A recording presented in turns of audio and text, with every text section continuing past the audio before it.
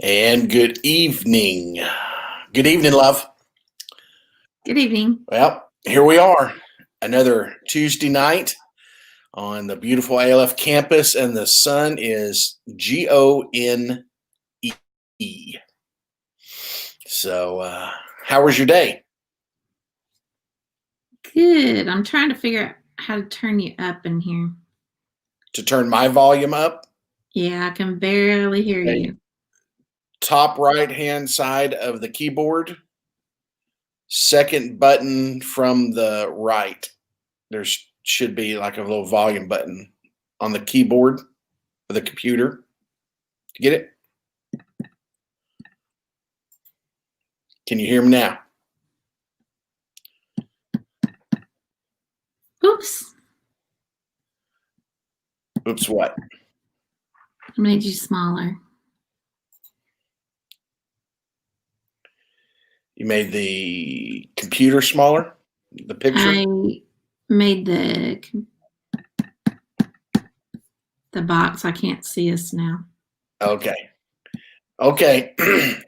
We're going to do some on the fly technology work. Hold on just a second. I'll be right back. I don't know what I did.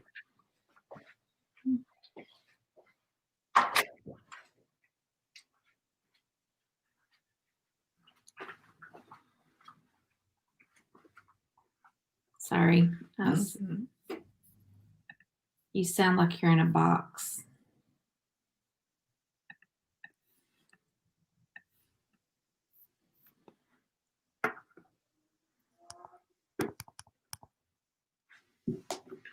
Right there is the volume button for you. All right.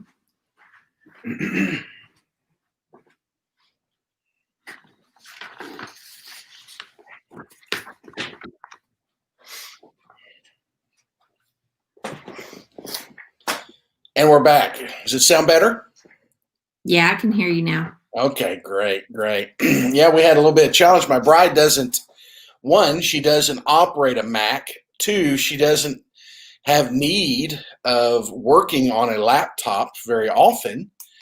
And then I get in there and realize that he has downloaded the new operating system. So I wasn't completely sure what I was looking at. It's changed just a scotch on his. So, well, all right. Good evening, buddy. Good evening, everybody. Thanks for being here for our third installment of Men Are Like Waffles and Women Are Like Spaghetti, our third and final installment.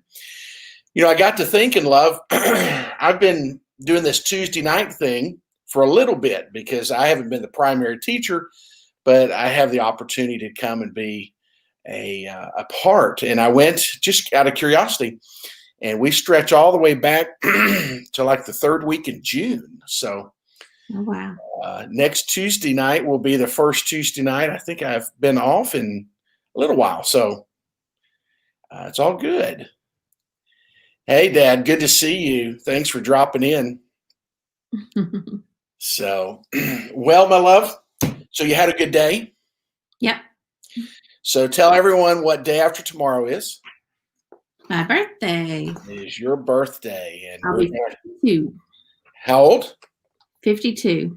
Okay, I wasn't going to say anything because it's not my place to say something.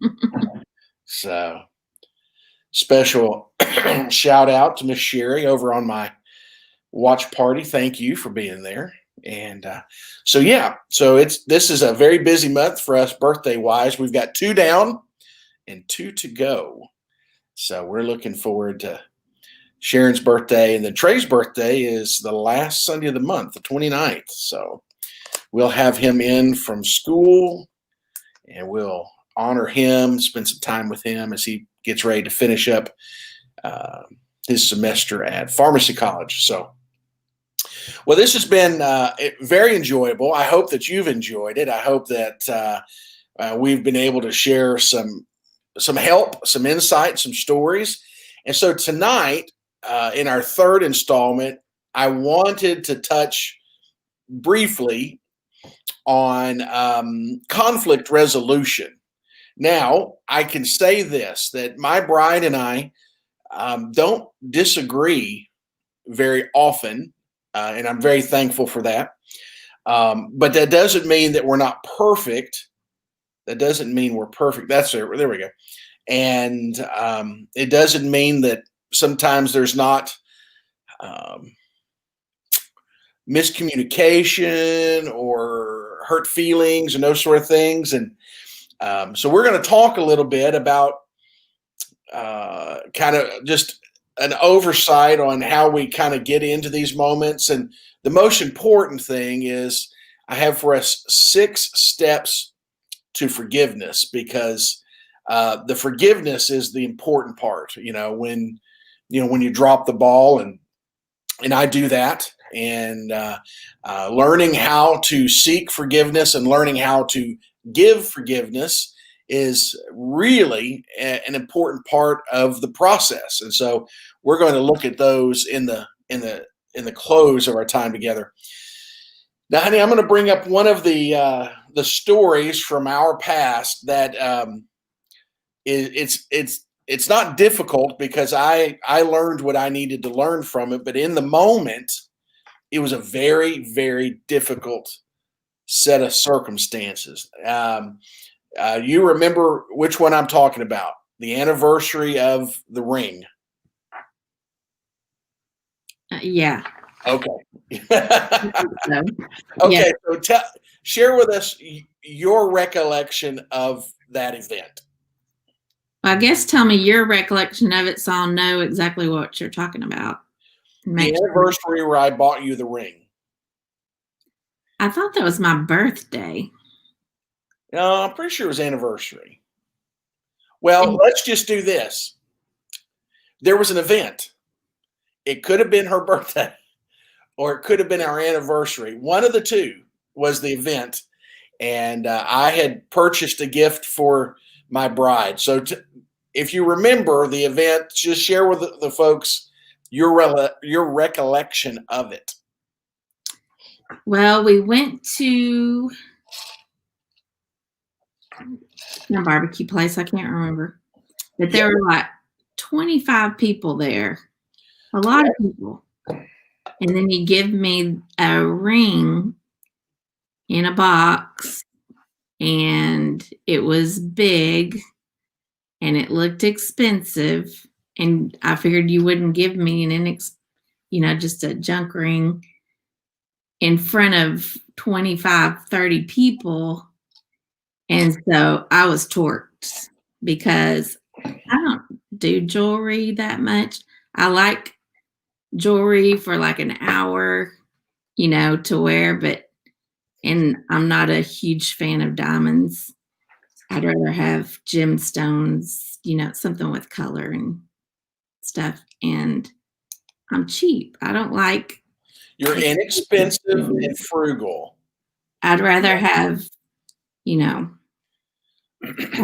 to spend on tools than $2,000 to spend on a ring that I'm probably going to break. Because every piece of jewelry I've had, I've broken and put out. So. Okay. All right. Well, that's a pretty good recollection. And so we were at Soul Man's Barbecue, and I had gone and purchased this ring, and it was cubic zirconias, and it was a little, it was big, and I gave it to you, and your initial response to it, like you say, it didn't really fit the parameters, and your initial response wasn't very positive for me. I tried to be polite. No, you were. Around everyone. You were. But I was afraid you'd spent a lot of money that we didn't have to spend, really. Right. So now I'll tell you from my perspective. So I bought this and I gave it to you, and it was not my intention to try and pass it off as real. But your initial response, as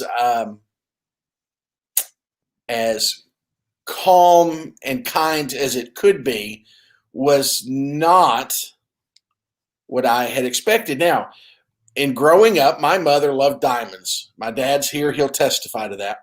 And I don't know, but most of us boys, we learn that diamonds are a girl's best friend. So, long story short, when we first married and when we were younger, in my mind, you know, girls like jewelry and these sort of things. So I had gone and I bought this, I gave it to her, and let me just say, she was kind, but the poker face was lost.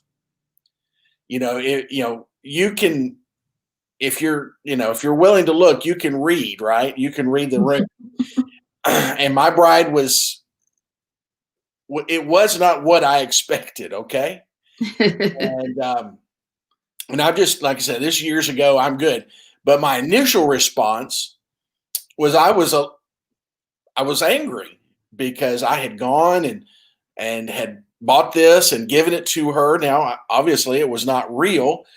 But then I was angry because if it had been real, now I've given you this and you're mad and you don't like it, you wouldn't want it. And now I've, given it to you and I'm thinking, well, what if it was real?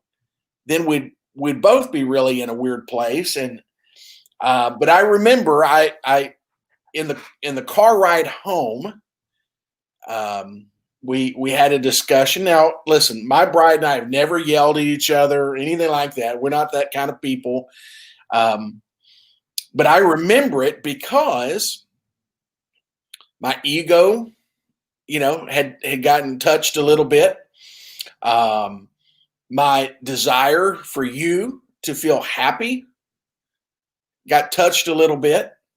And some of those things. Now, one of the challenges about resolution is there has to be a clarity, there has to be a clear evaluation of what's going on and a clear central goal. And we'll talk about that more in a minute. So let me just surmise for us. So now I am upset because I have a bride who has a very simple taste in things. I'm upset because my bride is concerned that I have spent money that we couldn't afford to spend. My bride is upset that I might have spent a significant amount of money that we couldn't afford to spend, much less without even discussing it with her. So I'm upset because my bride is financially responsible. She's thinking about all the things other than, and so, I finally, once I got over the ego, realized, my bride was thinking logically, and she was right, because if that ring had been real, it was far more money than we obviously could have afforded to spend. And my bride loves gifts, but like she said, I had not learned yet to understand how to give in a love language that speaks love to her, because that ring didn't do it. She wasn't saying she didn't appreciate my thoughtfulness and effort. It's just that is not the way my bride perceives love. Now, let me just say this. One of the greatest books I ever read is The 5 Love Languages. It's up there somewhere. It's like right up here somewhere. And it helped me to better understand my bride. And I like to think I communicate love to my bride better than I did the year of the ring. So I wanted to share that, because that is one of the, when I was studying, thinking about these things, that was one of the things that really kind of came to my mind, because I was wrestling with emotions and feelings as a guy, and my bride was wrestling with hers. And fortunately, we're not given to going off the edges, and we didn't do things that couldn't be undone or said things that couldn't be unsaid. And so So anyway, but it was a very difficult, I think uncomfortable. Is that fair, love? Yes. Uncomfortable set of circumstances. So, but I know I learned from it, and I'm not going to say my bride had anything to learn from it. I think class was for an audience of one in that thing. So when we look at moments of disagreement, conflict, friction, that type of thing, we have to understand that by and large, guys and gals respond to them differently. Now, I'm not an expert at being a gal, so I'm not saying I know how this is, but in what I've read, it's is that the ladies, when there's disappointment, anger, that sort of thing, everything that might go into a moment or a season of conflict, the ladies tend to have the ability to feel it. You feel it more, is what I understand. Does that seem right, love? Yes. Okay. I know I can't express it. Can you put some handles on that? Does that make sense to you? I guess I need more clarification on what you're asking me. Like in that situation, what were some of the feelings that were produced in that situation, the ring situation? Well, I was trying to put on a good face because there were like 25 people there or something. And it was just a giant ring. And I'm not a giant ring person, and so I was looking at it like, if this is real, he's in trouble. And then I also feel bad for feeling that way, but when you need other stuff at home and you don't really need to be spending that money, that's how it affects me. But I was embarrassed because there were a lot of people, and I guess just mad.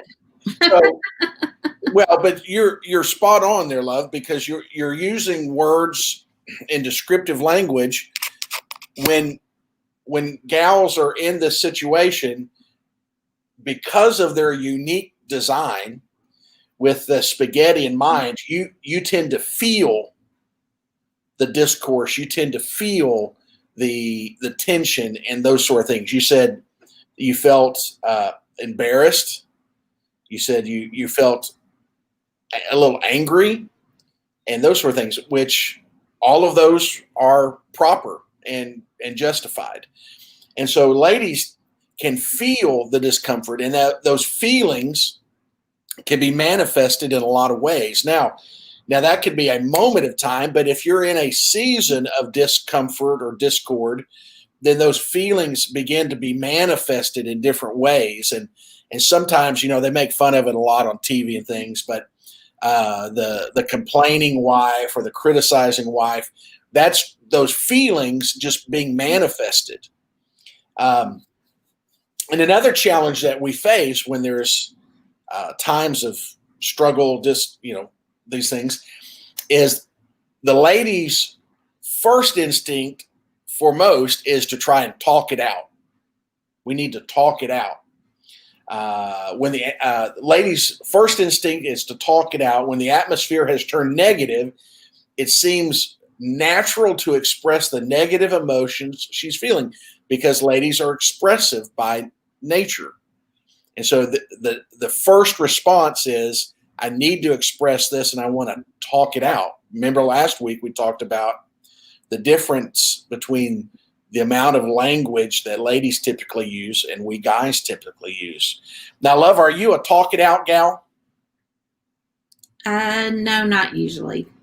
Well, most assuredly, maybe not right at the front of it. No, I usually just go by myself.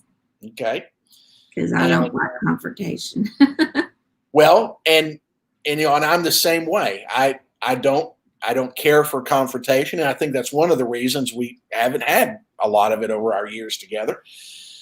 But to your credit, you typically will allow yourself to process through it, and then somewhere a little down the road we'll end up talking about it.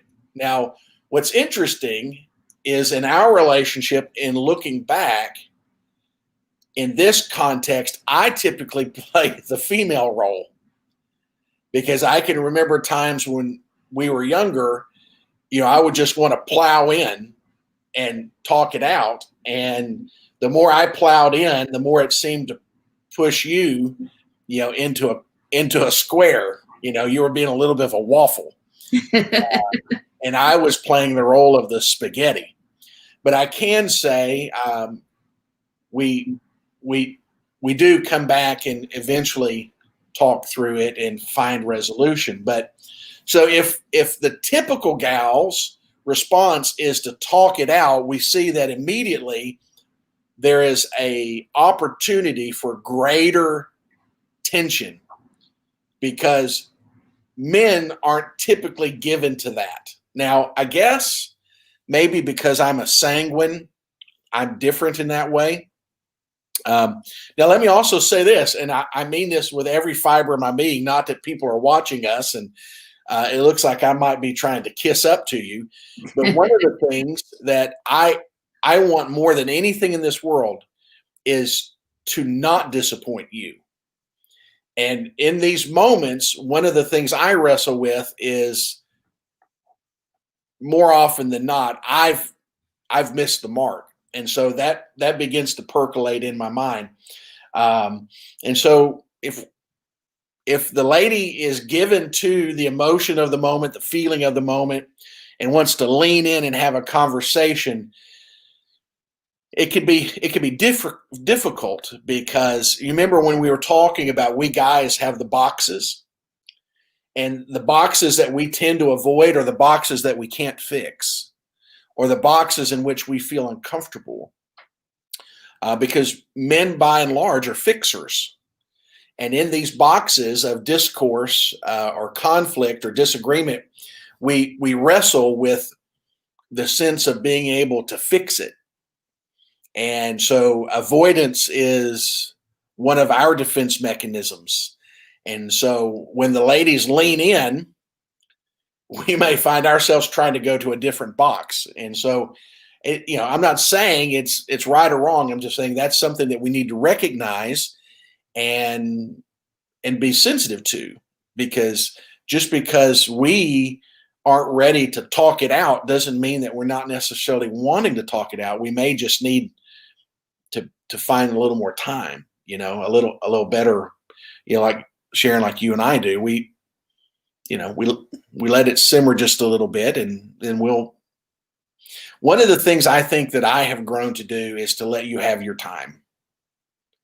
And, I think I do a better job of that. I'm not perfect by any means, but I think I do a better job than I did when we were younger. And so on the male side, I feel more comfortable talking about the male side. On the male side, when conflict arises, our first response can be fear of failure. Like I said, for me, I do fear failing you. That is a high priority to me, is that I would not fail you. And so fear of failure also is the fear of not being able to resolve the conflict, not being able to fix the conflict. And there's a couple of others that a male may wrestle with. Now, an inability or a feeling of the inability to be able to keep up with his wife. Let me explain that. In a traditional setting, the female is the more talkative, more words. The male is less talkative, less words. And so immediately there's a fear of being able to keep up with the conversation that she's leaning in to have. And that's valid, because, how do I deal with feeling? I'm dealing with, you're taking me into a box where there's feelings and there's words, and I'm insecure, and, we can respond in less than productive ways. And another thing is the look. Now, men have a difficult time sometimes translating and knowing what to do with the look. I remember that night, and I got a look, and with parents, we have that look. Now, I don't know. Do I have a look? Sometimes we're kind of blind. No, I don't think so. Okay. I can think of. There's a look when I have crossed that line. There's a look. I know it. And men oftentimes, because we don't know. The look. You translate a lot of things by the way that you feel, and when you get a look and you're like, okay, well, does that look mean back up? Does that look mean lean in? What does that mean? And so a lot of conflict inflammation comes from the inability or the fear of failing in the resolution process. So it takes a lot of time and it takes a lot of effort. And one of the things that I do know by personal practice, but also through education, is that pride is the greatest challenge in resolution. Men far often more than ladies, but ladies, I don't set you free from this, right? Pride is a great thing when applied properly, but pride can be one of the greatest barriers to conflict resolution. We must resist the pride that our position is the only right position. Sometimes you're wrong. And as a sanguine, that's a hard prescription to take. It's like the sanguine once said, I thought I was wrong once, but I was just mistaken. We don't like to admit we're wrong. We don't like to be wrong. We don't like other people telling us we're wrong. But sometimes, you know what? We're wrong. And our position may not be the only position, or it may not be the right position at all. So let's see. My dad chimes in here with us. Yeah. The look. Miss. See, I feel like I'm walking around on bear traps because I'm talking about things of which I've not lived. Right. The second thing is we must resist the pride that we must win at all costs. We're talking about this on Sunday mornings. Is a win a victory? And if we're not careful, pride will lead us to quote unquote winning at all cost. And winning isn't always a victory. So thirdly, we must resist the pride that we might be wrong. Sometimes we've got to own it. We've got to own our mess, and we have to humble ourselves, and we have to realize that we've not done well. Let me give you a couple of 3 things that forgiveness is not. Okay, so there's disagreement, there's discord, there's conflict, and now we've talked through it, and now we're at the point of forgiveness. Pride is the antithesis of forgiveness, and so now we've come to a place where forgiveness is being sought, and forgiveness needs to be offered. So let me share a couple of 3 things that forgiveness is not. If you have ever said, I have forgiven him or her, but I just don't like being around them, that's not forgiveness. Now, that can apply also inside your social circles. But I unfortunately have seen, and perhaps you, a couple who quite honestly don't really like being around each other anymore. They stay together because of varying circumstances, but they just don't have the joy of being in each other's company. So that is not forgiveness. I forgive them, but I just don't like being around them. That's problematic. I have forgiven my spouse, but he or she just consistently gets on under my skin.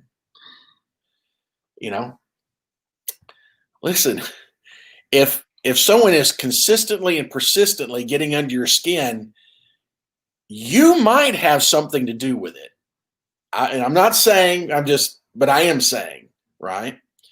And then this one is really kind of the coup de grace. I'm a very forgiving person, but this is something I just can't forget. Now, if I had $1 for every time I have heard that said to me, not from my bride, through counseling sessions and those sort of things, I'd have a lot of dollars. Okay. Forgiveness is not forgetting transgressions, failures, shortcomings, misunderstandings, right? Because there's only two ways that we forget: Alzheimer's or the grave. We as human beings typically we don't have the privilege of forgetting. Now, it's interesting. Let me kind of stretch this a little bit. You hear it said often or implied, and it's a terrible, is that God forgets our sins. You know, when we're born again, and God forgets our sins. Well, the truth is God doesn't forget anything. Why? Well, because if you extrapolate that, if God can forget my sins, what else can he forget, love? Anything. Could he forget that I received Christ as my Savior? Well, I mean, if God can forget one thing, can't he forget two things? Could he forget that through his Son, he made the covenant with us that we could be forgiven? I mean, you say, Jimmy, man, you're really stretching here. Well, listen, when you are talking about theology and you're trying to apply human characteristics to an eternal God, there's a danger in that. And so we find ourselves, and how many times have I heard this inside Christian circles? They'll say, well, man, if God can forgive and forget, why can't I? Well, God does forgive, but he doesn't forget, right? And so in forgiveness, we don't forget. And part of the challenge that we face is understanding that we cannot forget transgressions, shortcomings, but the challenge that we face is what we're going to do with them. Forgiveness isn't the ability to forget something. Forgiveness is an attitude of the heart, and it's a choice. And it can be very difficult. The unfortunate truth is some conflicts, either the singular conflict or the series of conflicts, may eventually so damage the relationship and the trust in the relationship that it's unredeemable, because we do not have the ability to forget. And that's why it's really important that we work on the front end of these. We really try to build up a buffer against these things. And one of the things is words. Because the scripture says words are like arrows, and once you release them, you can't get them back. You can't unsay them, and they can't be unheard. And it's so really, really important that we do our very best to live in peace and not exacerbate the issue. Okay. What do you think, love? What are, in your mind, what are some things maybe that forgiveness is not? It's not just placating somebody and saying you've forgiven them, but going on and not forgiving and holding a grudge that'll come back up later. Okay. Great use of the word placate, by the way. Just Just say, oh, we're fine. Well, if you're not fine, then you need to talk about that. You need to work through that, right? Yeah, the placating just kind of, you know, it's the old relationship ploy of push it down, push it down, push it down, and ignore that it's there. Well, what usually happens with that, love? You explode sooner or later. Sooner or later. And usually it's over something little. Yes. Sooner or later, the mine shaft's going to be full of that dynamite. And it very well may be the smallest of spark that just blows the top of the mountain off. And when that happens, the individual who lit the fireworks many times will go, what is this? How did we get to this? Well, you didn't just get to it. There's been a process of getting to it. And the unfortunate truth is when the top of the mountain's blown off, it may be too much, and it just may be too late. Maybe too late. And that's a terrible thing. I truly believe that, let me make sure I believe this. I do. I truly believe that all conflict can be resolved. Now, I will predicate that statement by this. Our ability to resolve conflict in our relationships, I think, has a direct correlation to our spiritual maturity. Because if it's a large offense, it's going to take a large maturity to be able to process that.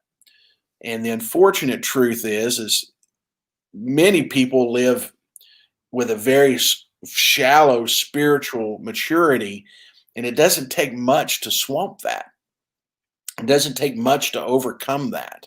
And in the area of marriage, when we live in a world today where there's a phrase like a starter marriage, I mean, how terrible is that?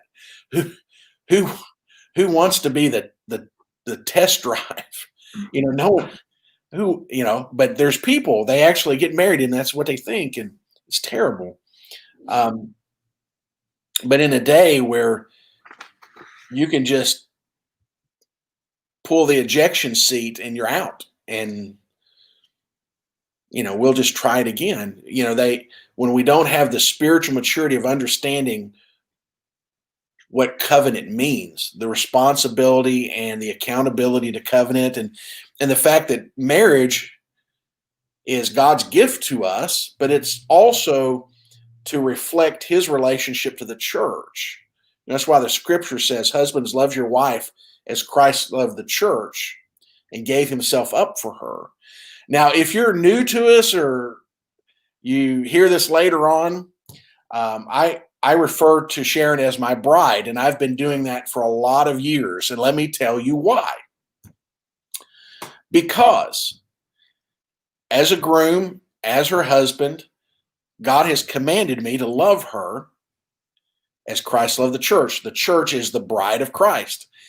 And so in calling her that, I am audibly cueing myself of my responsibility. I'm also reaffirming her position of importance and value in my life and to the Lord. There's a willful intent to it. And I have had some really great conversations using that phrase over the years, because people don't say those things a lot. Now, I will say this: I have heard people, especially in our church life, people begin to use that reference to their brides, and that's a very exciting thing. So we can't forget, it's not in our ability. And so the question we need to answer very quickly is this: how do we forgive without the ability to forget? So I want us to look at real quickly 6 biblical steps that we can take to offer and to receive biblical forgiveness. Okay. Number 1, Forgiveness is to reach out and to love the other person as if they were already doing what you would expect them to be doing. Sometimes we get our feelings hurt because someone's not doing what we would expect, right? And so forgiveness means that we love them, we reach out to them as if they're already doing what we would want them to do or we hope that they would do, right? Love, can you read that passage for us there? 1 Corinthians 13:7. Love never gives up, never loses faith. It is always hopeful and endures through every circumstance. You see, forgiveness means that we're giving it to them even if they're not understanding yet. Can I say this? Forgiveness is offered even when it's not yet been asked for. Biblical forgiveness is when we reach out and we love them as if they were already doing what we would hope that they would do, we would desire for them to do, right? And that's really hard, right? Because, we live in a world of quid pro quo. I'll do for you if you do for me. And one of the greatest words ever given to me was really close to my wedding. It might have been our wedding day or the night before. It was right in there. And Brother Dewey told me this. He goes, listen, if you will work to give 100% to her, then you won't have to worry about what comes back to you. It's really good because he said, hey, he goes, people are going to tell you that marriage is a 50-50 proposition. We all heard that, right? It's 50-50. And he goes, that's a lie. He says, divorce is a 50-50 proposition. He says, biblical marriage is 100%. And that has stuck with me. And man, I appreciate that so much. So love never gives up. We keep extending that. We keep extending that. The relationship ends when that individual's arms get so tired they can no longer extend that. And that's a terrible place to be. It's for a lot of reasons. Number two, forgiveness is not bringing up the past in a way that makes the spouse feel ashamed, guilty, or inferior. Like the wonderful first movie, not the second movie, theme song, Let It Go, Let It Go. It's hard, isn't it? Because we don't forget. Love, how... Now, see, I think you're just a lot nicer than I am. I don't know. But it's hard sometimes not to bring up a past transgression or shortcoming. I'm an S personality, so and I'm usually a lot harder on myself and not hard on other people. So usually I just assume I did something that caused that. And so I don't stay mad at them because that's just my personality. S's don't hold grudges as often as other personalities because we assume that it's our fault. Okay. So we take that on. I don't know. Okay. No, that's perfect. And I hear what you're saying, and that's accurate.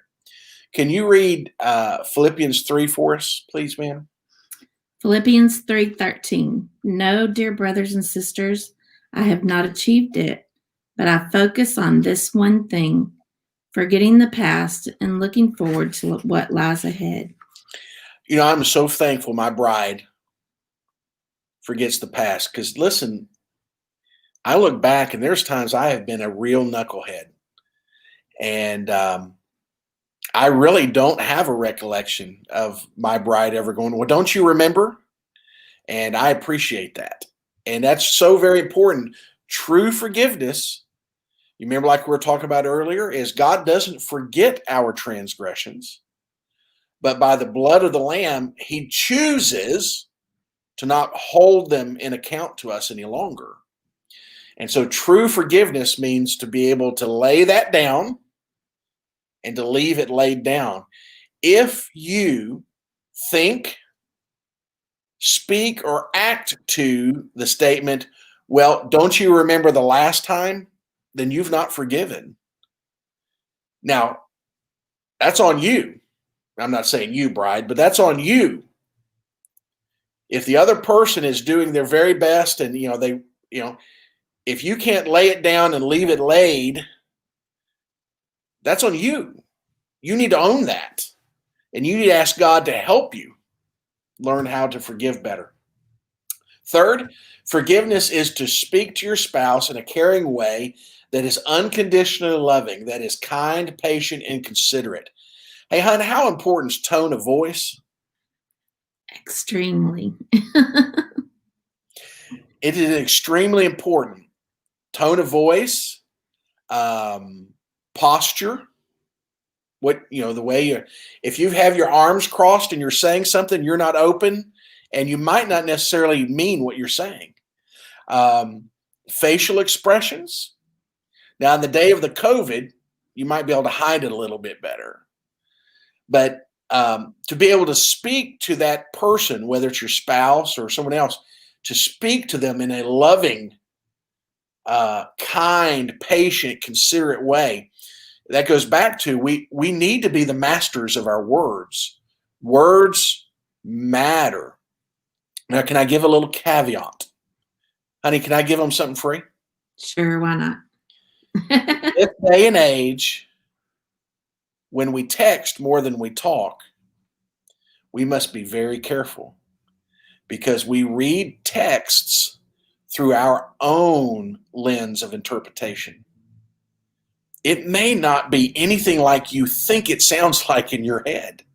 We must be very careful. You must be careful how you read it, but let me also say this. You must be very careful of what you put into text. Here is a wonderful freebie for you. If you type it and you're not sure, don't send it.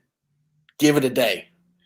If you come back to it and you're still not sure, give it a second day. And when you come back to it a third time, just delete it. You will solve a lot of issues. Well, for example, today I asked you, would you like for me to make soup for dinner? And you sent back, okay, ... And I said, so I'm assuming you don't want soup for dinner because that was right. Kind of weird. See, I went to Mail Waffle. I love your soup. I went to Mail Waffle. How about soup tonight? Okay. I'm assuming you don't want soup. Why? Why are you assuming that? Because I'm a waffle. I'm a dude. You asked, how's soup? Okay. Well, and the ... was okay. So yeah, it is that easy. And next thing you know, for hours we're fighting over whether we're having soup for dinner. Could you read Ephesians 4 for us, love? 29 through 31. Please. Don't use foul or abusive language. Let everything you say be good and helpful, so that your words will be an encouragement to those who hear them. Language matters. And we must be the master of our words. And listen to me. Don't you dare think you can just say it and get it back, because you don't. And if you have a hard time holding your tongue, that's on you.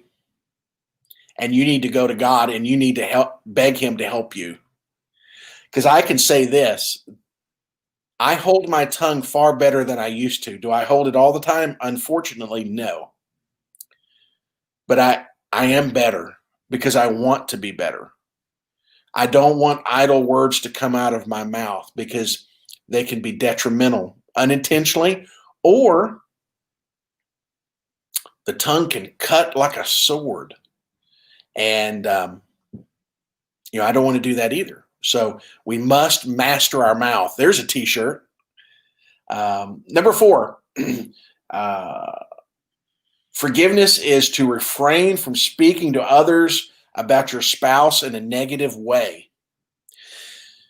I heard it once said somewhere that if you brag on your spouse in their absence, sooner or later they will hear of it. Forgiveness is not bad mouthing your spouse to someone else. Can you imagine what that is like? Can you imagine what picture that paints for other people? It's a terrible thing. You know, we say, well, I wouldn't say it to him, but I'll say it to her. Well, okay, the feeling still resides in our hearts. The seeds of discourse are still there. And can I say this? And I can, because I'm half the personality on this program tonight, is when you talk about your spouse to someone else in a negative way, you are watering your own seeds of discourse. And you just might be watering their seeds of discourse towards your spouse, or maybe towards their spouse. Refrain from speaking to others about your spouse in a negative way. Can I listen? Can you brag about your spouse? Man, find the one thing he does well. If it's just one thing, that, man, brag on that. I could just say this for me. Very few things mean more to me than to know that my bride is proud of me. There it is. It's out there. That my bride has pride in what I do. My bride has a sense of security in the way that we live our lives and these things. Her opinion means more to me than anyone in this world. There's a lot of people I love and respect in this world, but her opinion is the apex opinion. And if she's out talking negative about me, that could be devastating. And listen, I just want you to know, I'm only one guy, but I think I speak for a lot of guys. Honey, I mean, what about you? What if you suspected or knew, that I was out putting you down, in the company of other people? I mean, how would that go for you? Not good. Not good at all. And can I give them a little something else extra? Okay. The only way to keep a secret is to not tell anybody. Social media will ruin your marriage if you're not careful. It will. I'm just saying, you need to be very, very mindful of what you're saying and to who you're saying it and to where you're saying it. And I'm going to tell you what, we are shoveling some really good stuff right now, hon. Can you read Matthew for me real quick? Matthew 18:15. If your brother or sister sins, go and point out their fault just between the two of you. If they listen to you, you have won them over. There you go. It's better to talk with them than to talk about them. Number 5, forgiveness is to refrain from dwelling on an issue you forgave your spouse for in a negative manner. It requires guarding your mind and your heart. Kind of takes us back to, you don't dig up old bones. It's a willful and intentional thing, because we're human beings. We make mistakes, and you know what? The process of maturation means that we might make a similar mistake, right? I'm more mature than I was 32 years ago. Do I still make the same mistakes? I think I do at times. Do I make it as often? I don't think I do as often, or I don't want to, right? So we have to be very, very careful, because if we aren't intentional and desirous of forgiveness, which means leaving it laid to rest, then we can think negative things, we can dwell on negative things, and we can harbor that in our minds and our heart. And let me just say this. All the adversary wants is a toehold. It only takes one seed in fertile soil to produce a taproot. And when you get a taproot, you just almost can't get it out. It's a terrible, terrible thing. Honey, would you read for us Ephesians, please, ma'am?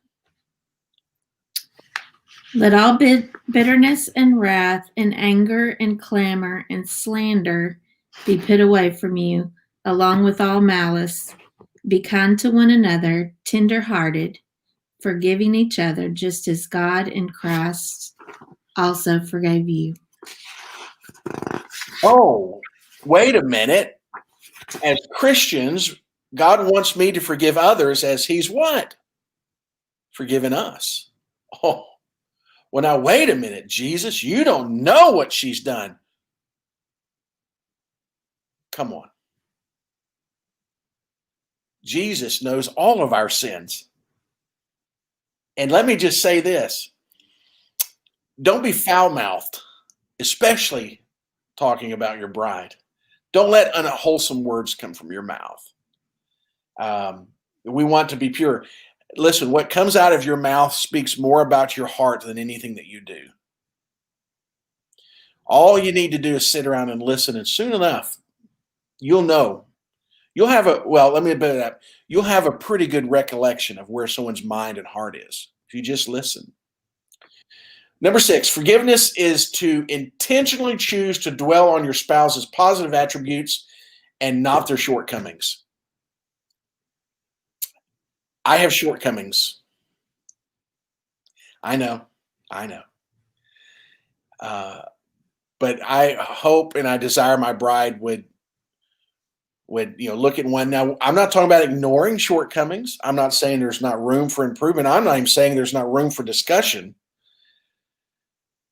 But the plants grow the most where the sun shines the most. Baby, would you read Philippians 4 for us, please, ma'am? Philippians 4:8. Finally, brothers and sisters, whatever is true, whatever is noble, whatever is right, whatever is pure, whatever is lovely, whatever is admirable, if anything is excellent or praiseworthy, think about such things. Listen, it doesn't matter how long you've been married, and it doesn't matter. Everybody has things worthy of being cherished for. And you tend to get what you focus on, right? And so, hon, why do you think it can be so challenging not to focus on the shortcomings or the disappointments? Why is it such a challenge sometimes not to focus on those?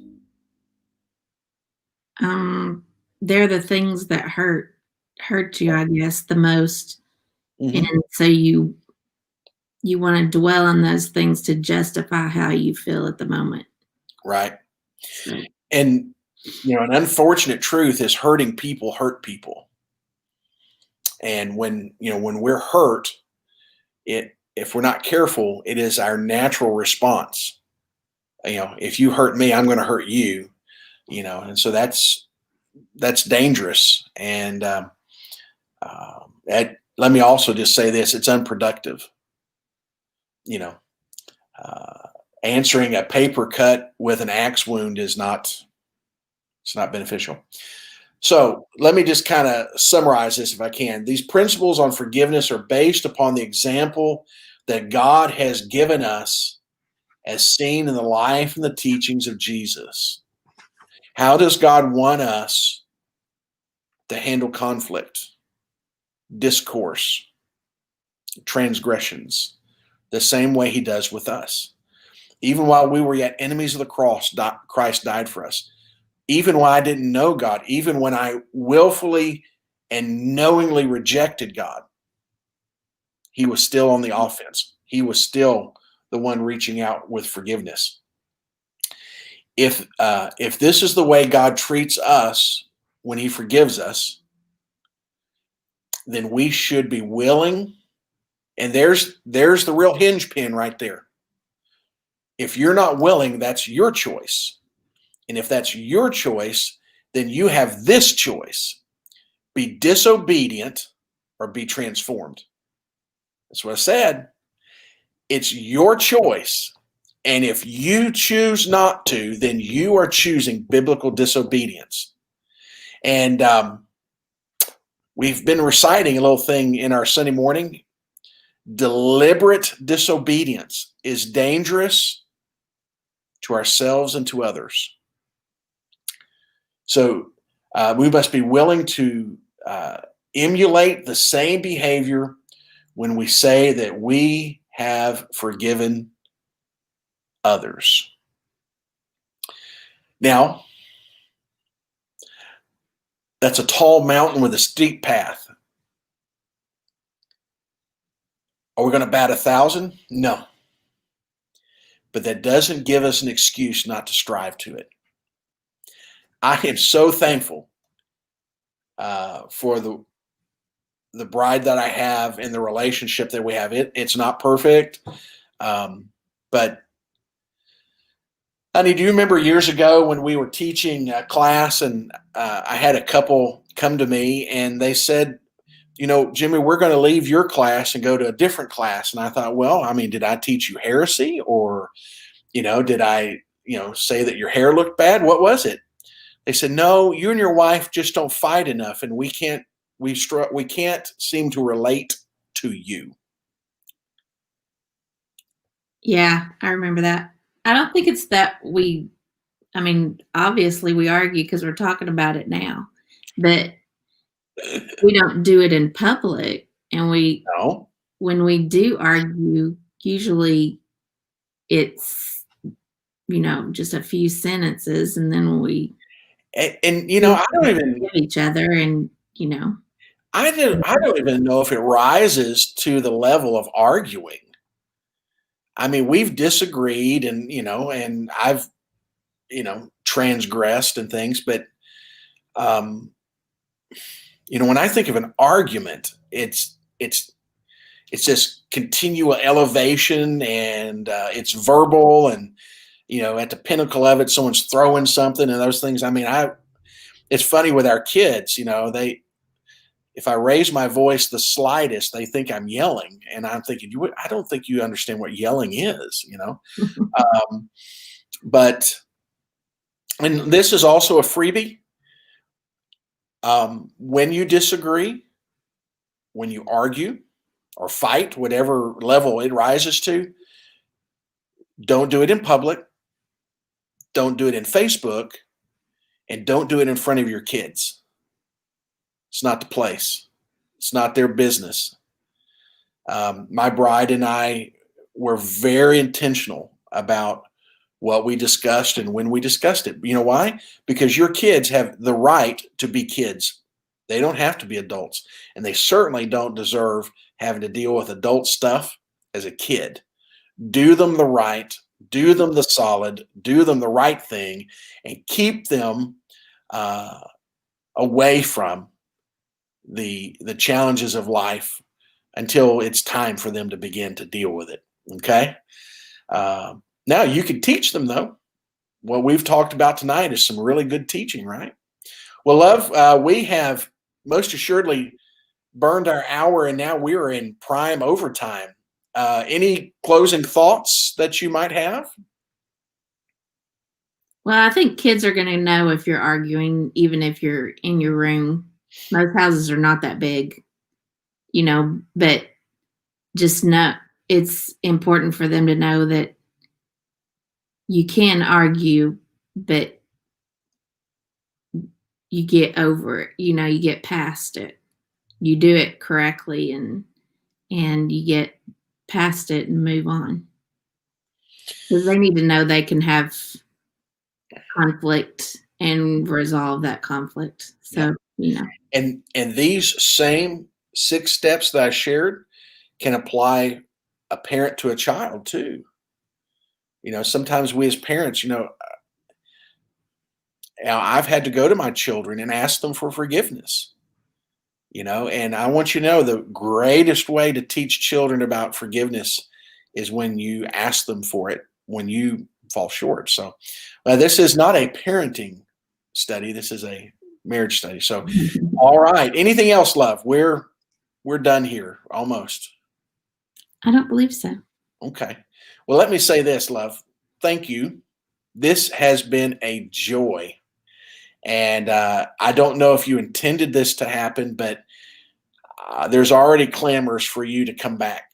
So we'll figure something out, okay? It has been a joy, and thank you. This is an interesting, difficult, funny topic, and I can say that it is more my joy to be married to you today than it was nearly 33 years ago. And I appreciate all that you have brought to our marriage that makes it all that it is. And so thanks. I'm going to have to quit because my eyes are starting to get slick. And I don't want any of you guys making fun of me. Not that it'd stop me, but you know what I'm saying. All right. Well, love, we have kept people in overtime, and they have been gracious to all of you that have joined us. Thank you for your most precious gift to us, your time. And we hope that this is of benefit to you. And we want you to know this, that if you ever need someone to talk to, if you ever listen, we're here for you. You don't have to go it alone. Listen, it's okay. We're in your corner. We love you, and this is a safe place. So please just know that we're here for you. And we love you, and we want you to have the very, very best that God can provide for you in your life, in your marriage, and in your family. We love you. We appreciate you. Have a great week. Please be mindful and cautious out there. Be well, and let's be a part of the solution, not part of the problem, shall we? All right. Well, until then, we'll see you later. Good night. Good night.